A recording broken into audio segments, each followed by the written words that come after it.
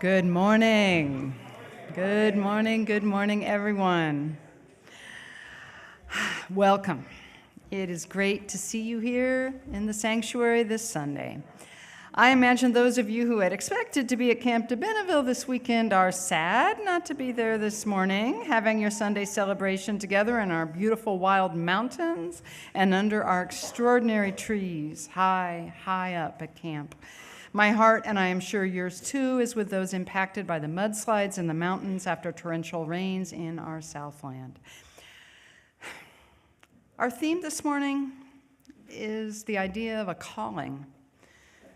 A spiritual calling, an occupational calling, a calling to advocate for justice, to make art, to make music, to dance, to be a parent, to start a journey, to end a journey. There are many ways to be called in life. A calling implies something we hear. Maybe a quiet voice, maybe a loud voice, our own voice calling us, or some outside voice calling to us. Is it a plea that you hear? Is it a command? Was a calling you heard incomprehensible to you for years, and then suddenly you did hear it clearly? Or was your calling very clear the first time you heard it, but you did not want to hear it? You tried not to hear it. Maybe you've answered a call and then felt it let you down. As a beloved community together, we may each hear a different voice calling us to worship. Many voices may have led us here together to this place. What we are creating together today at church grew from calls answered by those in the past. This beautiful sanctuary has been a Unitarian place of worship since the 1920s. What we will create together in the future will come from each of us answering calls apart and together. What we will create together will come as we listen to our hopes, our passions, this church, these people, this love. Come, let us worship together.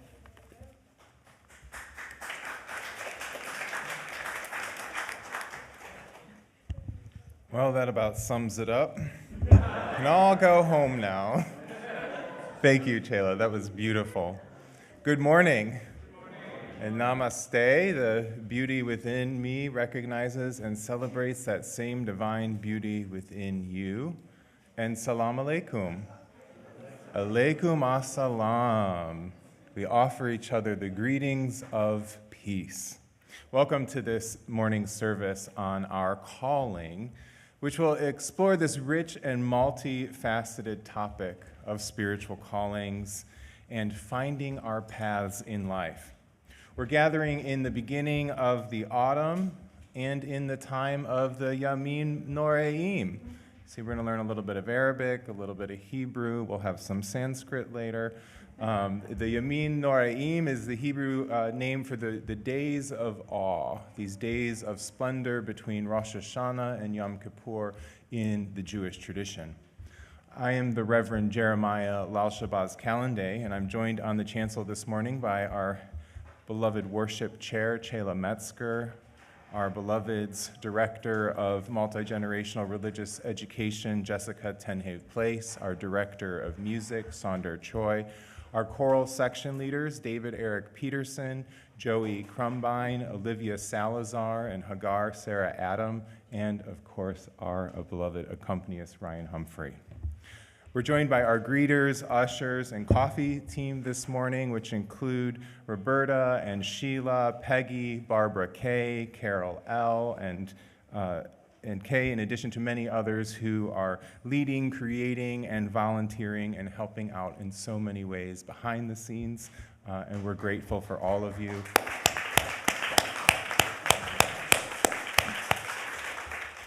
And we're delighted to be joining you this morning. The Unitarian Universalist Congregation of Santa Monica is a contemporary congregation with roots deep in the centuries-old traditions of Unitarian Universalism. Our Unitarian forebears declared that the divine was one, believed in human goodness and potential, and that the intellect and reason were gifts to be utilized on the spiritual quest. Our Universalist forebears proclaimed that divine love was universal, not limited to some people and not others, and therefore all would be saved by love divine. Our Unitarian Universalist congregation grew from these amazingly heretical traditions. And today we are humanistic and multi-religious, welcoming atheists, agnostics, humanists, theists, pantheists, panentheists, and folks from a variety of religious traditions, mixities and hybridities of all of these and then some.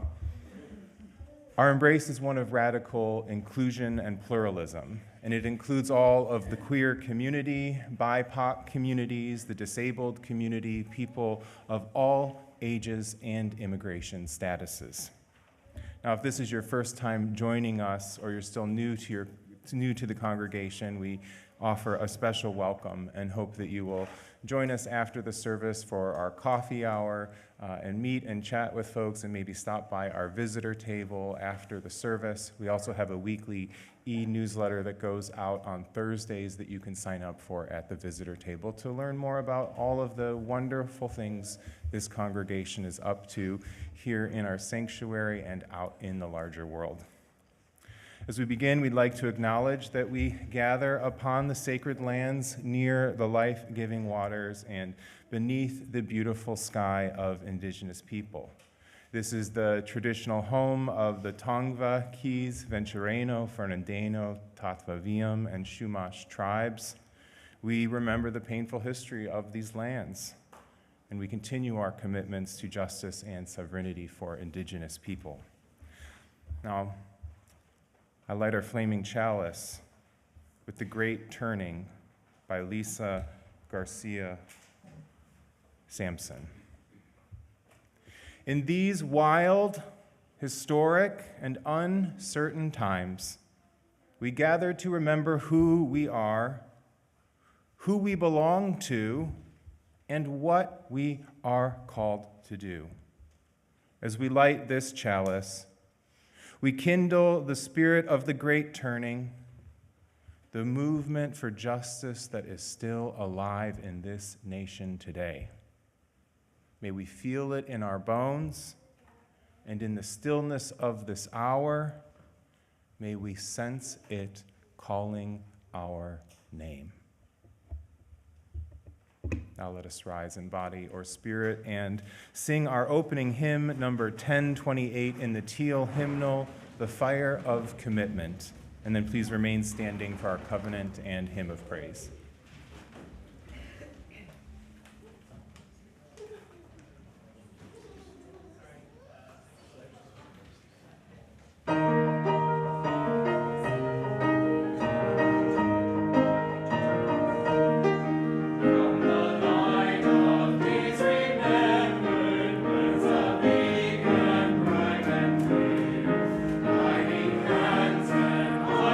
Spirits into faith.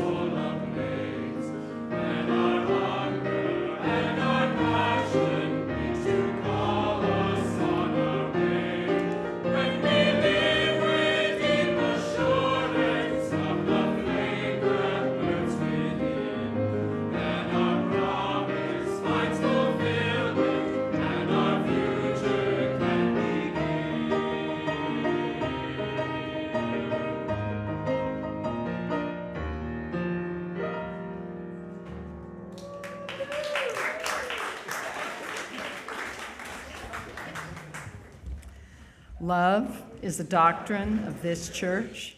The quest for truth is its sacrament, and service is its prayer. To dwell together in peace, to seek knowledge in freedom, to serve humankind in fellowship. Thus do we covenant with each other. El amor es la enseñanza de esta iglesia. Buscar la verdad es su sacramento y el servicio es la oración. Vivir juntos en paz, buscar el conocimiento en la libertad, servir a la humanidad en comunión. Así es como convenimos unos a otros.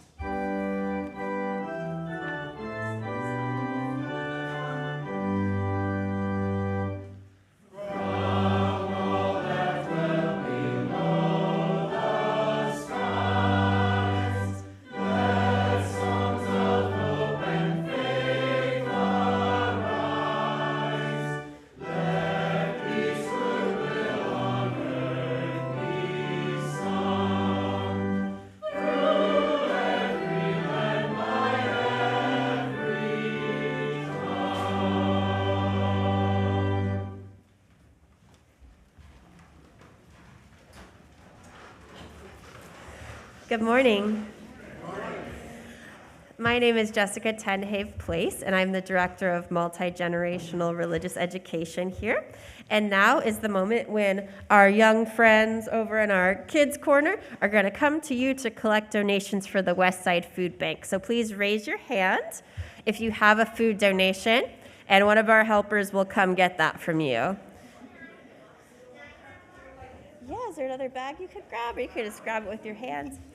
We have lots of eager helpers coming to pick up things like Theodore has some canned food there. I see pasta, oatmeal. These are all good shelf-stable items to bring for the West Side Food Bank. Thank you so much, everyone, for your generosity.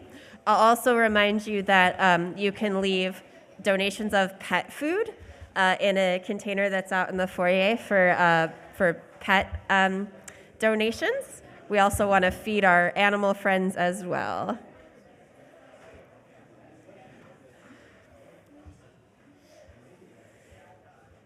Thank you, everyone. So you can bring those back to the basket up front. Thank you. Great job. Zia's doing the heavy lifting with the cans. We got Alex bringing some cereal. Everybody working together. Thank you, Calvin. All right. And Kieran, I'm going to have you grab one of those mics over there. I'm going to stay up here for the time for all ages. I'm doing my best to not share any of my sniffles with anyone. But if everybody could come sit down on the stairs by Kieran, I'm going to have some questions for you. And so, Kieran, if you could turn that on and then pass it around to anyone who has answers. Here, I can show you. Okay, yeah, so let's all find a spot on the steps. So glad to see so many of our young friends with us today.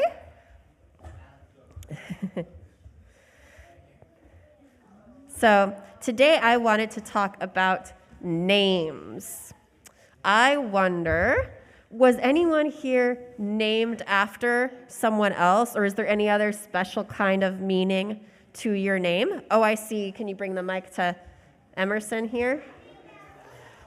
I'm named after Ralph Waldo Emerson. That's right. Sweet. Anyone else? I see Zia there. My middle name is a combination of both of my grandmother's names. So it's Meredith, but it's spelled Meredith instead of Meredith, because my grandma on my mom's side was named Edith, and my oma on my dad's side was named Merlika. Oh, that's beautiful. Thank you, Zia. Anyone else have special? Oh, I see Calvin. Where did your name come from, Calvin? My that's loud. Okay. I was my little name so my my grandfather, my dad grandfather, he passed away because he got crashed in an airplane and he got killed, and then yes, and I was in hospital and I missed my great granddad. My little name is say I forgot my name is Calvin Son Embley because my dad was a airport. He gave me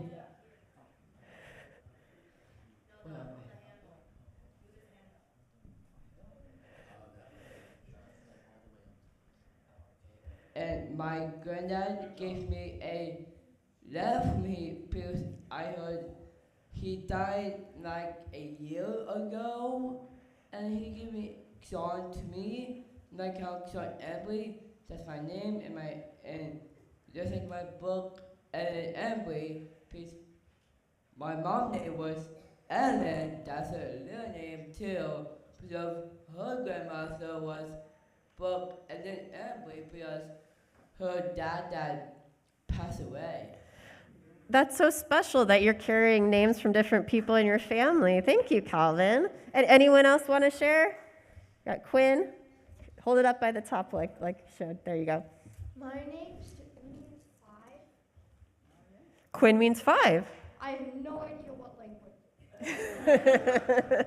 And my mom name, full name, means head of the nut.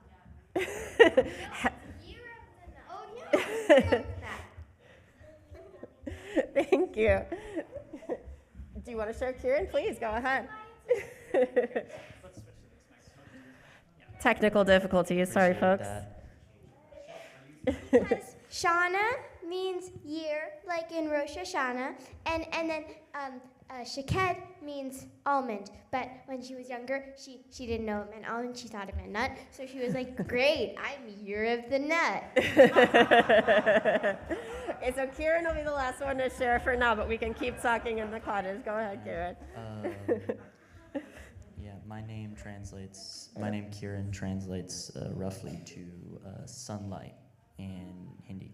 Yeah. Beautiful. So thank you so much, everyone, for sharing. Names are important, right? Yeah.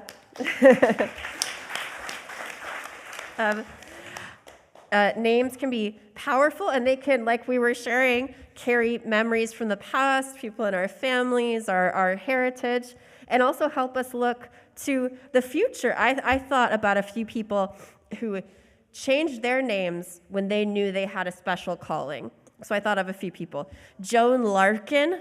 Does anybody know that name? Well, it's a lovely name, but when she decided she was going to play rock and roll just as good as any of the tough guys who said she couldn't, her name became Joan Jett. And we probably know Cassius Clay was already the greatest fighter, right? But to stand up for his rights as a black man and to go walk his spiritual path as a Muslim, he became Muhammad Ali. And Harris Milstead, that's a nice name for a boy in 1950s Baltimore. But when he became the wildest drag queen in the world, the only name for her was Divine. And all of those folks lived up to their names. And so it makes me think of how when all of us here decided to become a part of this congregation, we took on the name Unitarian Universalists. And the beautiful thing about our faith is we have the freedom to define exactly what that means to us. And it might be slightly different from the person that you're sitting next to.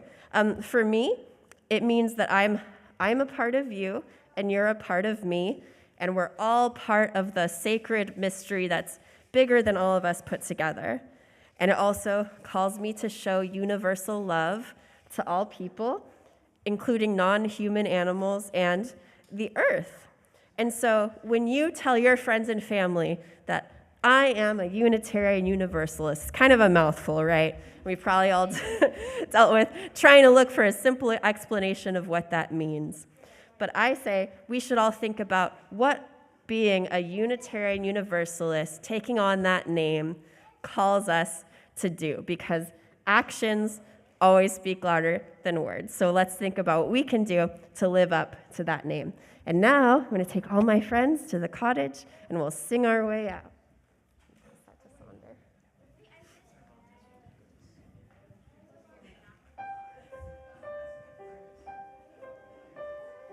Go now in peace, go now in peace. May the spirit of love surround you as you go on your way. Go now in peace, go now in peace. May the spirit of love surround you as you go on your way.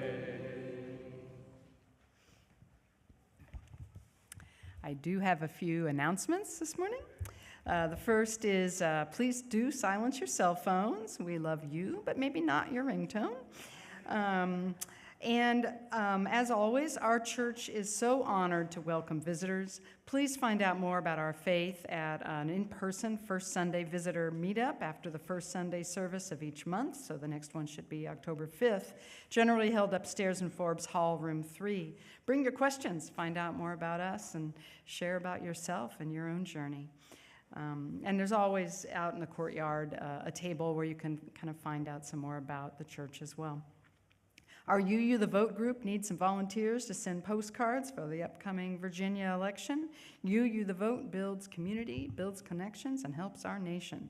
Our beloved Larry needs some help here, and there are 45 more groups of 20 cards that need to be in the mail by October 20th, so head out after the service to the table out there and see what you can do to help. Grab a postcard, grab some instructions, everything will be there for you, and UU The Vote. Yeah. Your ministerial search committee is hard at work preparing our congregation for welcoming a new minister as our period of developmental ministry comes to an end. Please mark your calendars for an important event on October 11th from 10 to 1:30, and yes, there will be a break in there. It's a Zoom event, and it's offered by the UUA called Break Barriers and Build Beliefs, or B4. This workshop builds on the principles of our faith and on our covenant as we search for a new minister. An essential part of this B4 work is a short survey that should come to any of you who are getting our Thursday email announcements. There's a link there to take the survey. If anyone's having some issues with the technology, please talk to me or someone else on the committee after church, and we can help you to fill out that survey. No matter if you plan on attending the October 11th workshop or not, and of course we hope you do, the B4 survey is really important for a ministerial search to kind of understand more about us. Finally, how many of you, just raise your hand if you enjoy the coffee and treats after the service? Oh, look at all those people. Fabulous. Now, how many of you actually volunteer to provide this communal pleasure? I don't see as many hands. I do see hands, and thank you for everyone who's involved in that.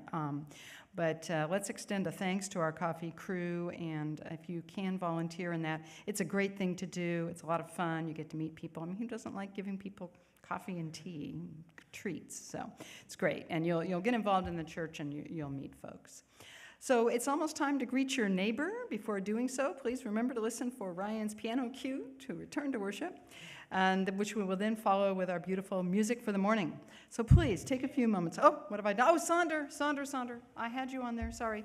Sonder's got a very important announcement. I mean, this is a repeat announcement, so this is a courtesy announcement for those who weren't in church the last 2 Sundays.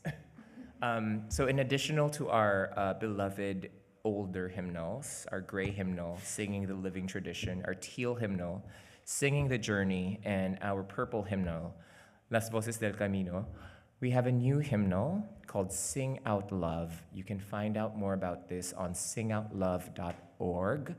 This is a digital living hymnal, digital meaning there will be no printed books for this. If you want access to this, we need to email Alfie at the office at UUSM website, because he will need to give you login credentials for this subscription, we are allowed to give as many, logins as possible for this one. This is also a living hymnal. So if you're a songwriter and you have songs that are very much aligned with the UU tradition and can be used in worship, they do have an open submission that you can find out in the website as well. This is singoutlove.org. Okay. Thank you, Sander. And yeah, it's great to have more music options. I love it. So yeah, it's that time to greet your neighbor. So please reach out to those around you, say hello, old and new, and listen for Ryan's chords.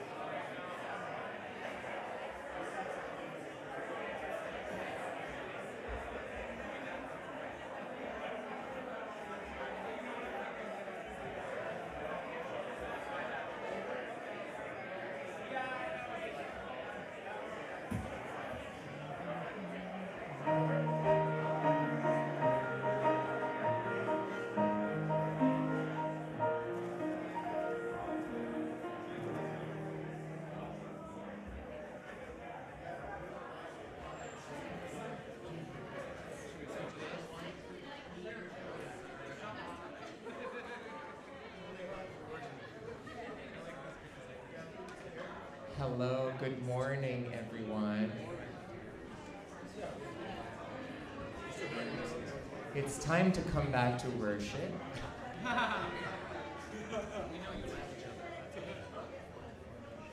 Hello, good morning, everyone. So today we are talking about calling, and I chose this particular piece of music because I think that it really articulates why we engage in the music ministry, why we join a choir, why we become musicians. This is Greg Gilpin's Why We Sing.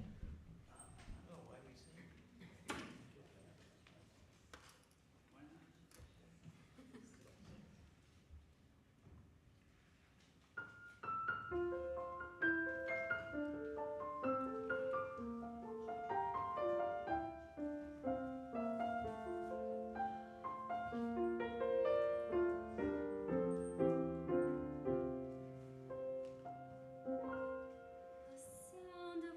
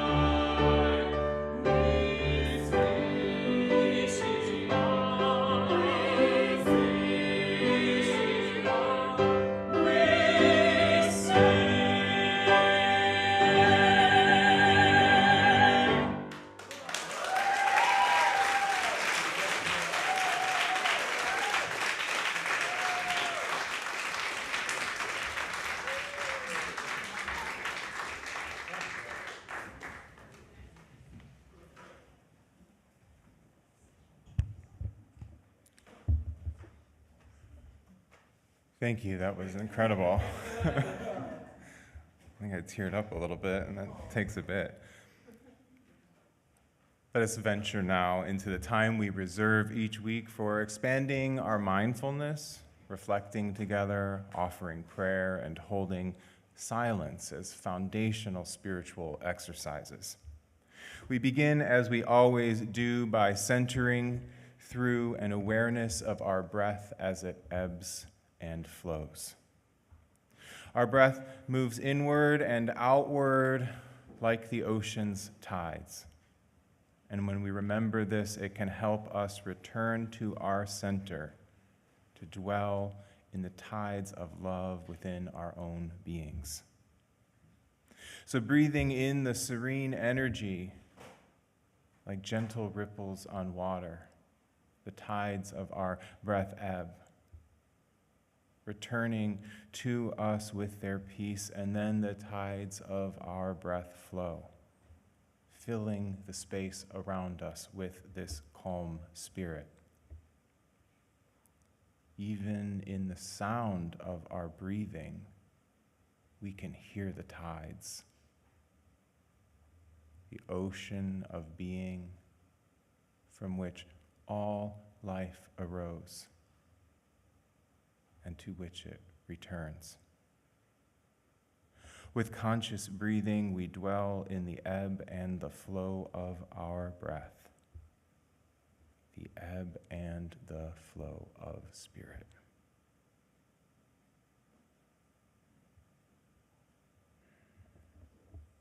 Our mindfulness meditation is calling from Instructions in Joy by Nancy Schaefer.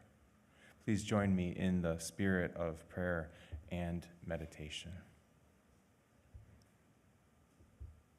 When you heard that voice and knew finally it called for you and what it was saying, where were you? Were you in the shower, wet and soapy, or chopping cabbage late for dinner? Were you planting radish seeds or seeking one lost sock? Maybe wiping handprints off a window or coaxing words into a sentence. Or come upon a hyacinth or one last no. Where were you when you heard that ancient voice? And did yes get born right then, and did you weep? Had it called you since before you even were? And when you knew that, did your joy escape all holding? Where were you when you heard that calling voice? And how in that moment did you mark it? How, even after, have you changed? Tell us, please, all you can about that voice. Teach us how to listen, how to hear. Teach us all you can of saying yes. Let us deepen our meditation with these minutes of silence.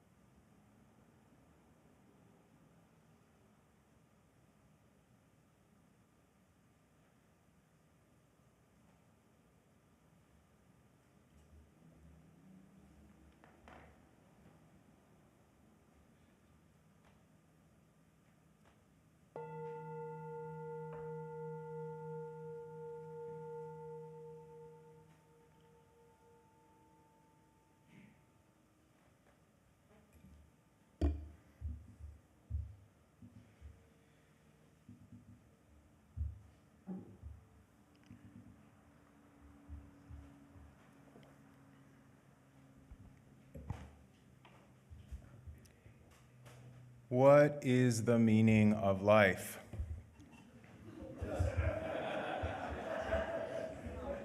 Let's start there this morning. This is one of the most fundamental questions of all. Its answer profoundly shapes our living, but so often our answers are implicit and they're evidenced by how we live our lives. The question is always there, though, beckoning us to examine our lives more deeply and consider what purposes our lives serve and what we are called to do and to become.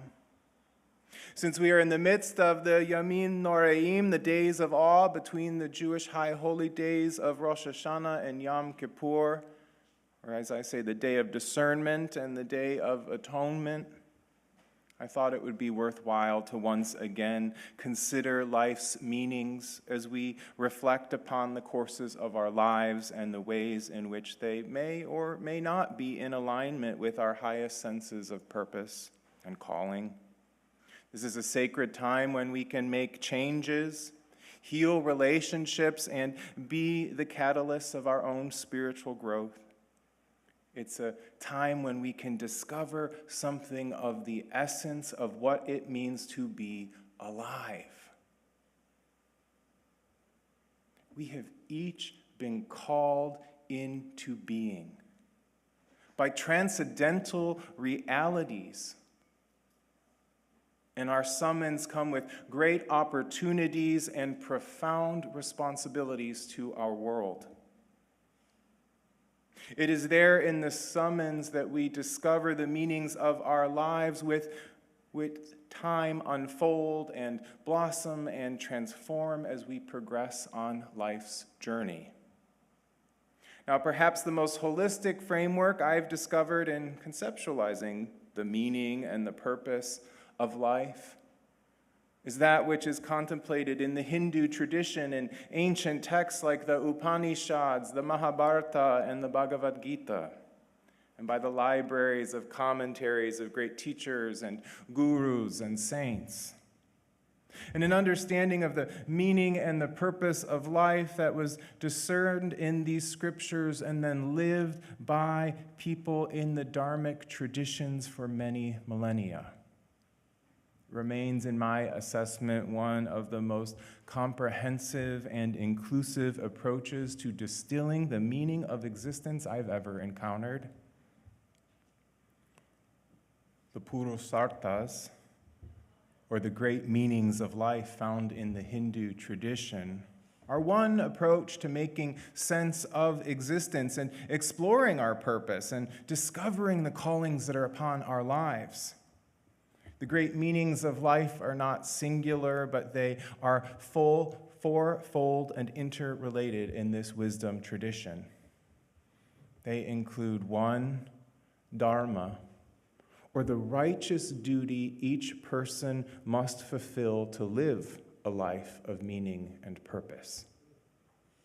2, artha, or material well-being and prosperity, tending to those more mundane realities of life on earth, like work and accumulating resources that are necessary and mundane tasks to attend to one's dharma, one's righteous life calling. And kama, or the pursuit of love and joy, is the 3rd, the sensual pleasures of life and existence. And finally, moksha, or spiritual liberation, which is imagined differently in different traditions, but is the penultimate aim of life, of the life well lived in this worldview. So the meaning of life is to discern and perform one's righteous duty, why you're here, to provide for one's material well-being, to pursue love and joy, and ultimately to achieve spiritual liberation as the culmination of one's existence. Now, in years past, when I've explored the Purusarthas, the emphasis has been on their finality of moksha, or spiritual liberation, and what that might mean. But this year, I'm inviting us to reflect upon where they begin, with the summons to follow and perform one's dharma, or one's righteous life calling, as the orienting impetus that energizes the process of spiritual growth and life's fulfillment and spiritual liberation. Now, Hindu wisdom teaches that each person who is called into being is given sacred responsibilities and duties that are theirs alone to fulfill. Your dharma is the reason for your birth in this tradition. And it is the means by which existence itself is upheld and the cosmic order is maintained. It is the calling upon your life, or the many callings that give shape to your existence and that are the fibers of being itself. When I was in high school and I participated in Young Religious Unitarian Universalists, or YRUU, we explored these kinds of questions that would help us appreciate who we uniquely are and what that means to our community and our religious tradition and the world. This was kind of an early exercise in discerning one's dharma in a UU context. One's dharma is usually discovered through deep self-examination, through spiritual practices, and by having to meet the varying circumstances of life. It's that deep sense of purpose that arises often with a spiritual conviction and a passion that helps one to navigate all of the complexities of existence, to forge ahead through it all, and to chart life's good course. It's said in this tradition that the Dharma is something formed by the decisions of our past lives and by the grace of the overwhelming spirit of being, and by our own self-determination, our own willpower. Its opposite is adharma, or that which is unrighteous and disharmonious and violates the cosmic order and one's sacred responsibilities. Through spiritual discernment, we have the freedom to follow our life's callings or to deviate from the path or ignore them entirely. In my daily Sufi prayers, we always pray in this tradition to remain on the direct path of the open-hearted and not to follow in the paths of those with constricted hearts or in the ways of those who have gone astray. I think of this as like the Islamic way of expressing this Hindu concept of following one's righteous dharma. No one has exactly the same duty as another, and there's an expansive range of possibilities in the details of what one's righteous duty may entail. It's possible that one's dharma may be something that the world considers insignificant. It may also be that someone accomplishes things held to be great by the world, but fails to fulfill their dharma.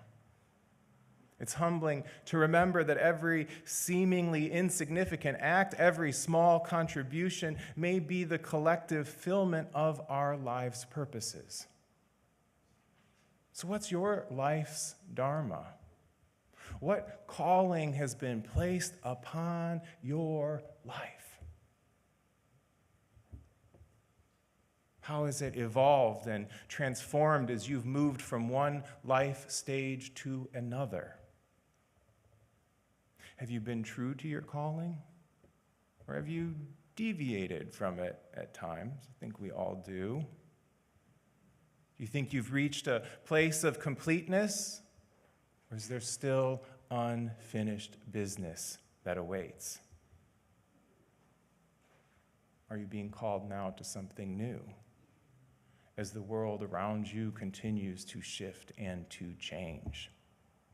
These are the questions we can all sit with as we reflect upon the meanings of our lives and consider the future. Perhaps you were called at one point in your life to be a partner to another, a parent to your child, a friend to someone special. You may have been called to a particular place, a kind of work, a profession, a chosen family, beloved community, a spiritual path. At another point in your life, you may have been summoned to be a mentor to someone who was lost or in need, or called to serve as an elder to your community. Each of these are among the many ways we fulfill our righteous duties in life. I invite you to reflect on what callings have summoned you and how they've shaped who you are and who you want to be in these days of awe. It seems to me that part of the spiritual crisis impacting so many dimensions of our modern world is people are having a difficult time making meaning of their lives and sensing that their lives have a sacred purpose. Our religious institutions have done a pretty terrible job of helping people to connect with these dimensions of their beings. They've tried to stamp minds with their often outmoded impressions of the past, rather than stir up spirits to their own unique unfolding. Our educational systems have likewise pursued rote memorization and standardized testing to breed uniformity and competition to serve the corporate marketplace rather than to help each person listen for their deeper life's calling. Our jobs are often designed to make others profit with little consideration for the workers themselves and what it takes to lead a life imbued with sacred purpose and responsibilities. It's no wonder so many in the younger generations are reporting feeling hopeless, depressed, angry, or apathetic when faced with what they imagine their futures will hold. It's no wonder so many of us feel those ways too when we lose touch with our deeper selves and these kinds of deeper ways of knowing. It's in religious communities and through spiritual traditions and their practices that we can reconnect to those dimensions of ourselves and help to remember and discern our sacred responsibilities to each other, to ourselves, to the human family, to the natural world, and to that great spirit of life itself. Unitarian Universalism teaches that love is at the heart of our faith, and it is our compass as we strive to discern our life's callings. It is the foundation of our liberal religious values, which we've collectively named and which can further help to orient us as we make our way through the world. Love recognizes our interdependence. It cherishes pluralism and all of our dazzling differences and diversities. It works for justice and equity for every person, for all beings, and for nature herself. It offers itself through generosity of self and time and talents and treasures. And it fuels our growth and our transformation as we respond to our callings individually and collectively across our lifespans and through ever-changing circumstances. Our liberal faith is one of the antidotes to the feelings of hopelessness and despair, anger and apathy that are all too present in our world right now. It's a guide as we confront a world where vulnerable people are being threatened and harmed, where bullying and cruelty is being celebrated, and where our fundamental human rights are being violated or taken from us entirely. In the midst of all of this, our liberal faith, our love, and our values are disciplines to be practiced, to encourage our resilience and fortify our spirits as we work to heal and transform the world. We have a sacred responsibility as people of liberal faith to respond to our sometimes violent, wounded, and hurting world with moral clarity, compassion, prophetic leadership, and courageous resistance to all that threatens life. We have a calling to fulfill our sacred purpose as a liberal and liberating religious movement, one set before us by our ancestors, informed by our own experiences and wisdom, and inspired by the great spirit of life itself. Let us not come to find that we've shrunk before the multitude of challenges now before us and abdicated our sacred responsibilities. But let us all heed our callings, individually and collectively, and rise to the occasion, fulfill our righteous duty, and meet the brutalities of modern life with the steadfast resolve of our open and loving hearts. May it be so. Amen. Amen. And blessed be.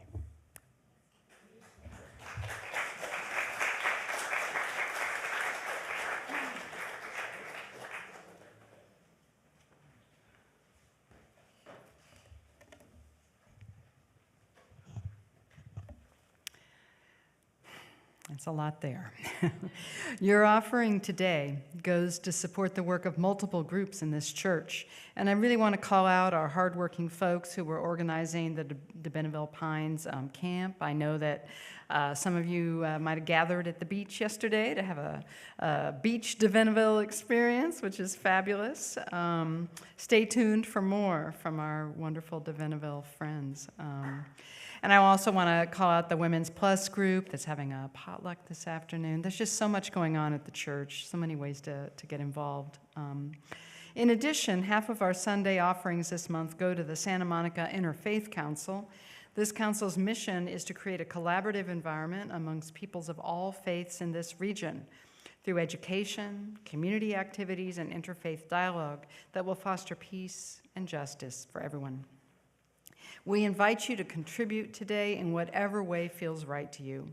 Ways to give are displayed in the slide behind me. All ways of receiving support are gratefully accepted. Cash and checks can be placed in the offertory bags that will be passed around shortly.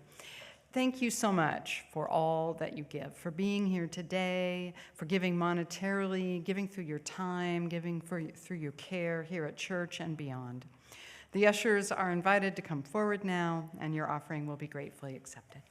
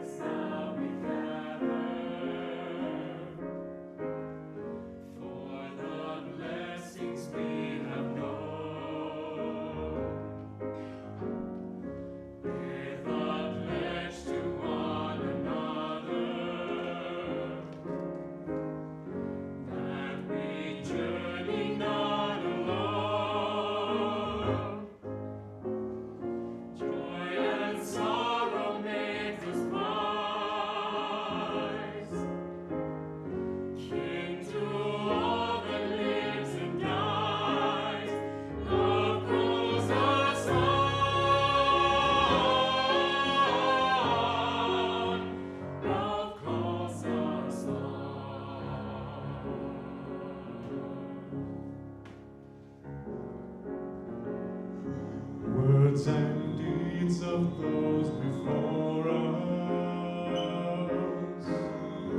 waken here to keep us strong. Lend our voices in the chorus of creation's living song. Courage bids us lift our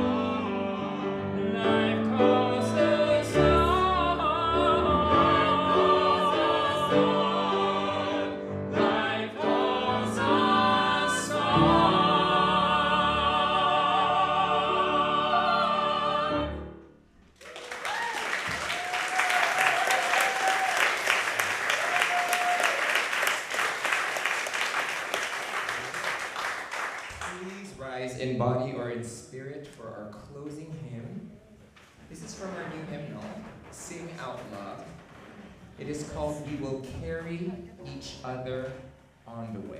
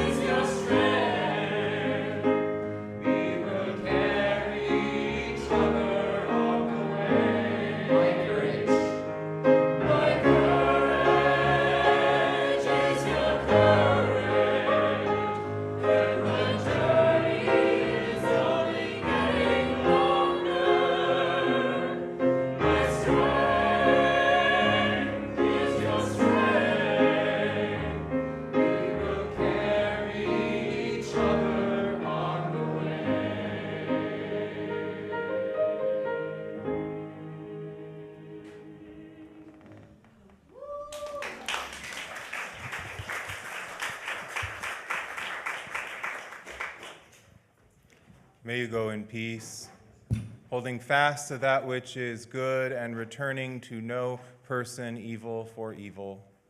May you strengthen the faint of heart, support the weak, help the afflicted, honor all beings. May you go forth into this day and be blessed. and may you be a blessing. Amen.